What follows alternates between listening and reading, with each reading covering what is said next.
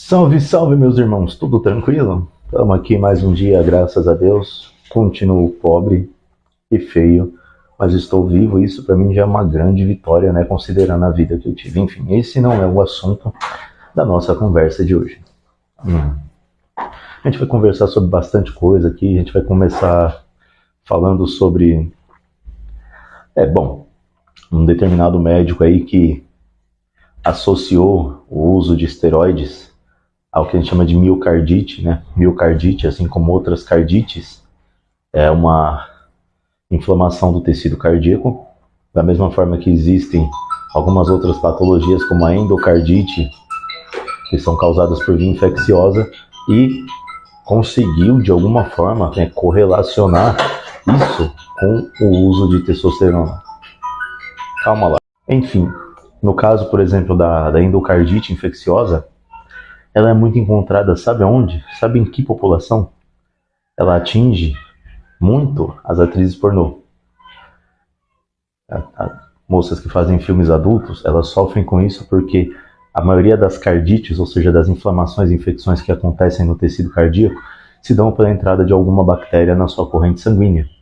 Ou seja, na maioria das vezes com as atrizes pornô é o rompimento de alguns microvasos, ou do sistema reprodutivo ou do sistema excretor, e algumas dessas bactérias presentes nesse ponto vão parar no coração e causam esse estrago. Agora, o que isso tem a ver com bola? O que isso tem a ver com testosterona? Aí já foi comentado sobre o uso, né, para pessoas que usam laboratórios underground, que não tem todo o processo de limpeza, ou até mesmo de um indivíduo não fazer a devida asepsia do local.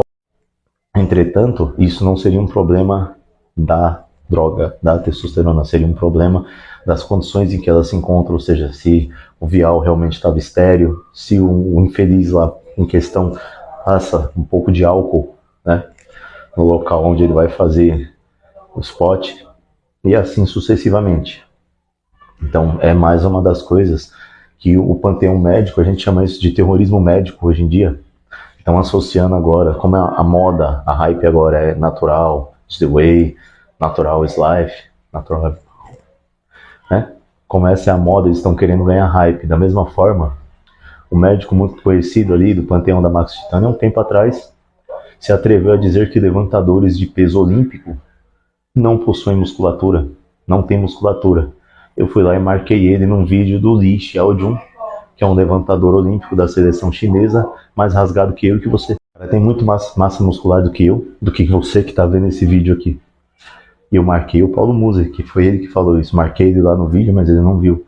Eu acho que ele é importante demais para responder um simples comentário que desmente tudo que ele falou em rede.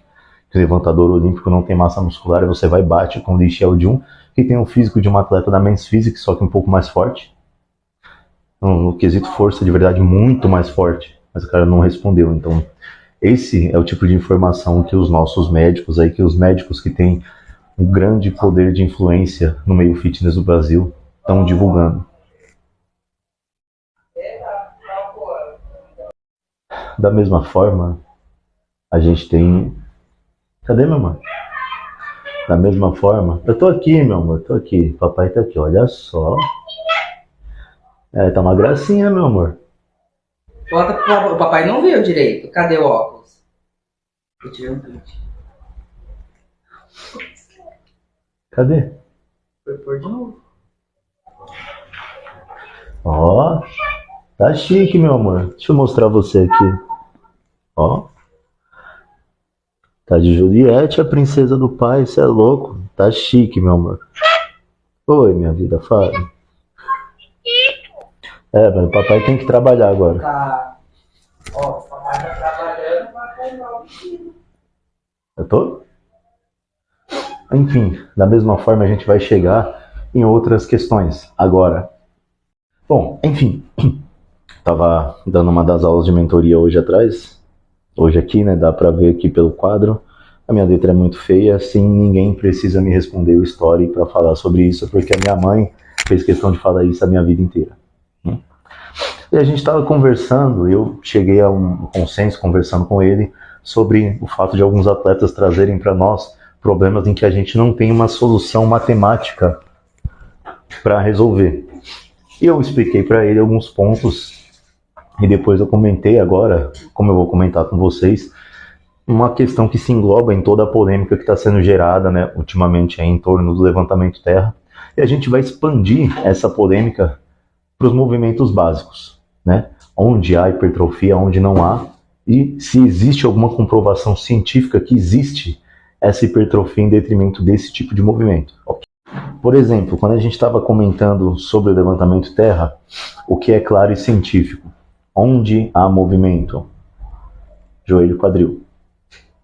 Ok.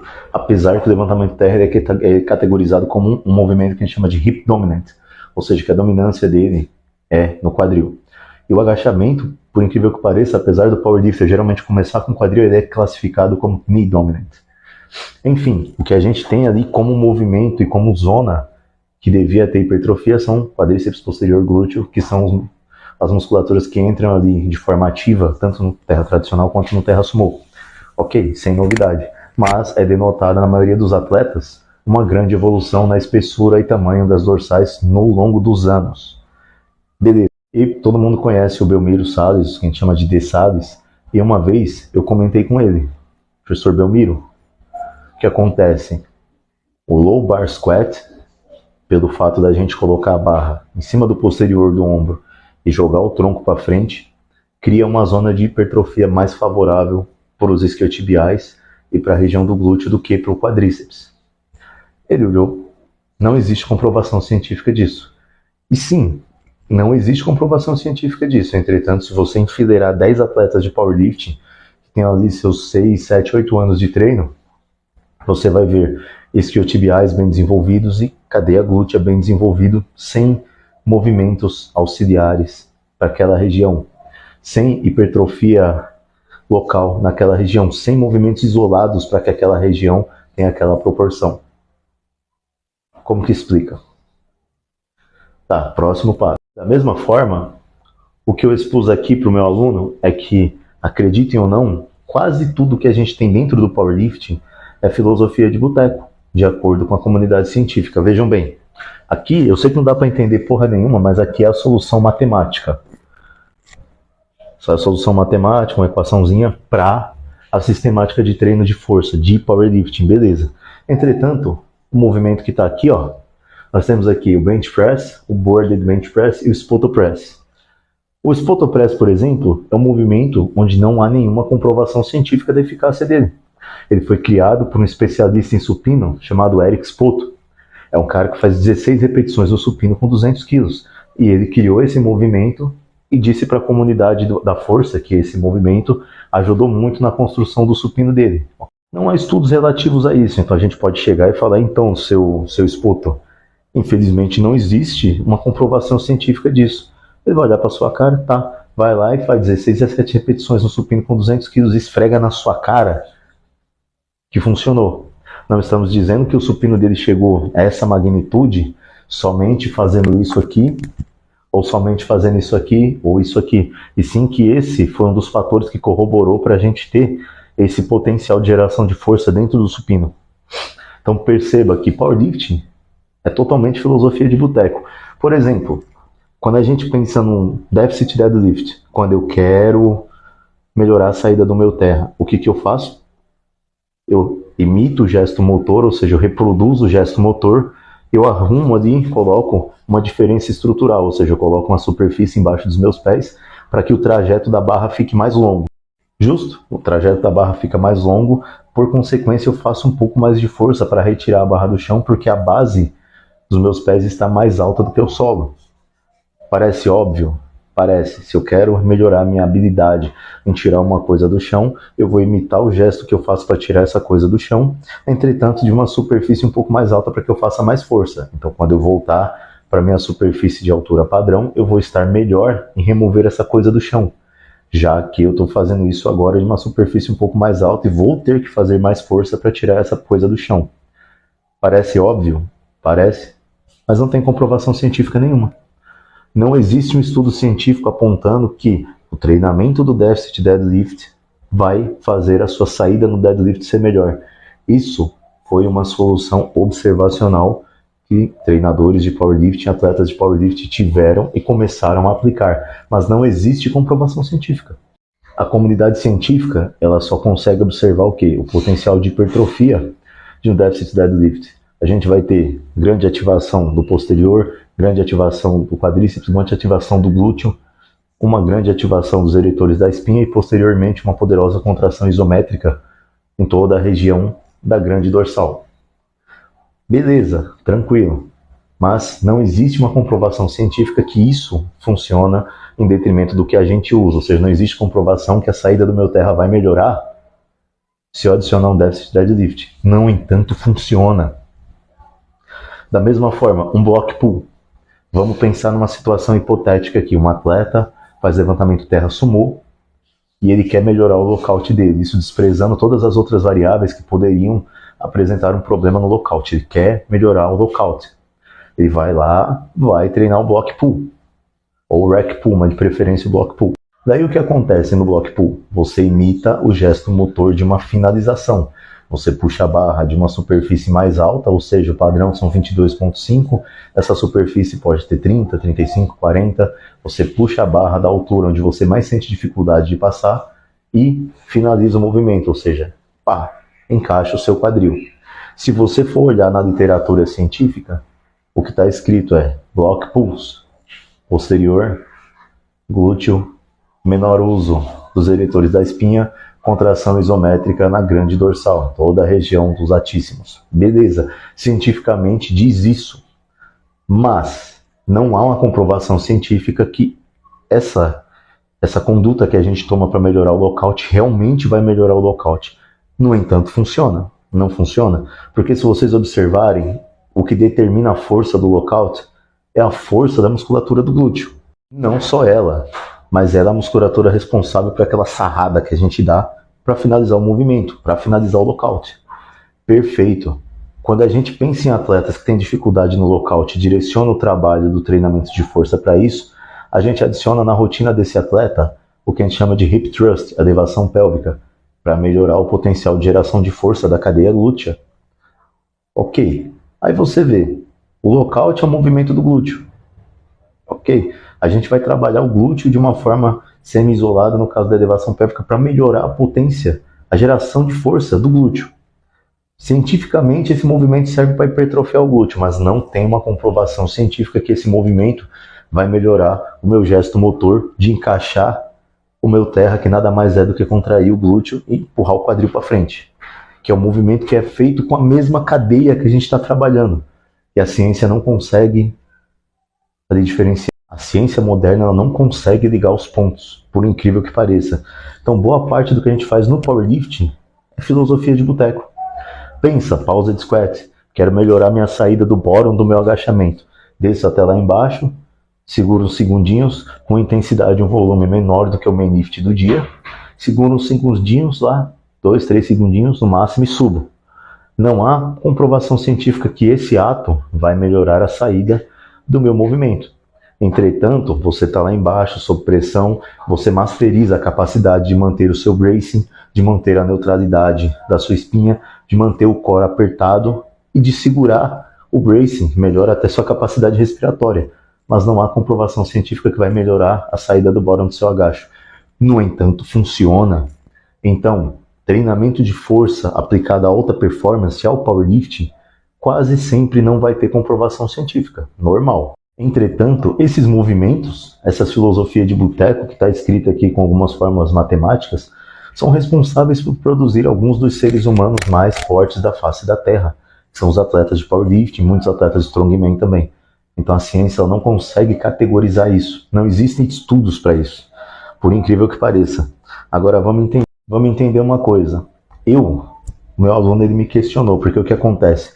Num cliente em que eu treino, a fase de building, ela acontece com o movimento do powerlifting, o movimento auxiliar para esse movimento do powerlifting e alguns movimentos isolados para trabalhar determinadas cadeias musculares que trabalham ativamente nesse movimento e que, se não treinadas naquele momento, podem representar um ponto de ruptura, ou seja, podem dar origem a um sticking point no decorrer da caminhada de treino desse cliente. Sem problema, sem novidade, só que o cliente, o aluno da mentoria, me questionou. Você faz? Eu falei, não. Não faço porque eu não gosto de fazer essa porra, eu sou powerlifter. Eu faço agachamento, faço supino e faço terra. Tá, mas como você explica a sua dorsal? Como você explica um tríceps que enche de fibra quando você posta um vídeo? E eu fui lá e comentei com eles, tá vendo isso aqui, ó? A gente tem o bench press, o boarded bench press e o spoto press. Justo. Hoje em dia, eu só faço bench press. Às vezes eu quero animar, faço ali um pin press, um close grip bench press e tal, mas eu não gosto. Eu gosto de fazer agachamento, supino e terra e ir pra minha casa. Tá, como que você explica? Como que eu explico? O spoto press, por exemplo, é um movimento onde a barra vem até uns 4 dedos acima do seu peito e após uma pequena pausa contada em segundos, ela sobe. Quem que está trabalhando? Dos olhos da ciência. Quem trabalha ativamente nesse movimento? Deltoide anterior, tríceps. Não há solicitação majoritária, deltoide lateral, a dorsal fica em contração isométrica, o peitoral tem contração parcial porque a barra não chega a encostar nele, que é onde a gente tem o máximo de alongamento na musculatura do peitoral. Então seria categorizado como um movimento que teria como motor primário o tríceps, e o tríceps que teria maior ação de hipertrofia. Está explicado o meu tríceps que num vídeo aparece fibrado para vocês. Cientificamente é isso, mas o spoto press, quando eu fazia com o intuito de melhorar a minha finalização do supino, que era onde eu pecava muitas vezes no meu supino. Pô, Ferro, mas como que você me explica o antebraço, o bíceps? Esse aqui é meu antebraço. Em alguns vídeos, e algumas pessoas também me comentam, ele parece maior que o braço. A espessura do meu antebraço é maior que o braço. Como você explica isso? Eu explico 13 anos de contração isométrica segurando a barra do levantamento terra. 13 anos fazendo isso. É uma contração isométrica. É uma contração isométrica feita ao longo de 13 anos. Pô, mas e o bíceps? Faz parte da musculatura que está sustentando aquela barra. Eu não contraio ele de forma alguma por questões de ruptura. Eu não faço nenhum movimento com ele. Mas ele está em isométrica ali. Então isso, a longo prazo, gera hipertrofia. A ciência não explica? Creio que não, mas os atletas de powerlifting conseguem explicar. Então a gente precisa realmente dar um pouco de lucidez ao que a gente chama de fenômeno observacional, que é falarem, por exemplo, que o low bar squat cientificamente não tem ação no posterior e no glúteo, mas eles mudam de comprimento no decorrer do movimento, e os atletas que fazem low bar squat têm a cadeia posterior e glúteo extremamente bem desenvolvida, mesmo sem movimentos auxiliares para essa cadeia. Como que se explica isso aí? Pois é, um pouco complicado de explicar, né? Mas sim, não existe comprovação científica sobre quase nada que a gente faz, mas dá muito certo porque a gente usa lógica, são deduções lógicas, ao invés de científicas. Então, é médico, é cientista, tem seu papel, tem sua formação, tem seu, sei lá mais o que, tá? Mas dá um passinho para trás, porque quem entende de verdade é quem desenvolve e pratica. Você leu sobre, a gente fez.